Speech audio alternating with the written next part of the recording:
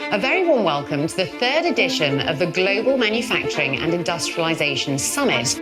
Despite being unable to convene physically, there is a sense of urgency about holding conversations that shape the future of manufacturing. It is a pleasure to address the Global Manufacturing and Industrialisation Summit. A new type of coronavirus. The number of virus cases around the world are exposing lungs to this.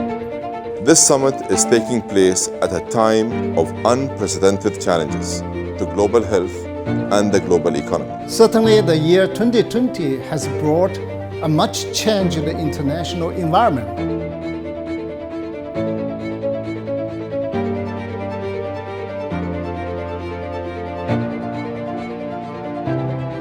For people that think that post-COVID things are going to go back to normal, if you think that way, I think you're finished.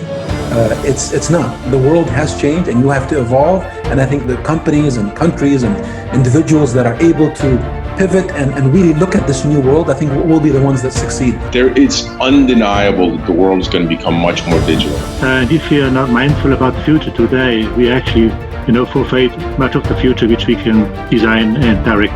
Truly important. We shouldn't speak about post-COVID, we should speak about with COVID, on learning to live with those new constraints.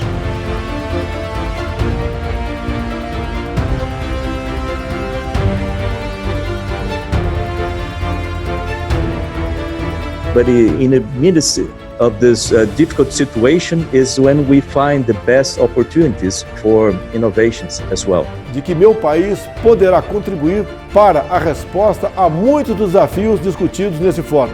Contem conosco na tarefa de restauração da prosperidade global. We will also need to integrate the lessons learned from the COVID-19 crisis in future action so as to make the next decade a decade of delivery.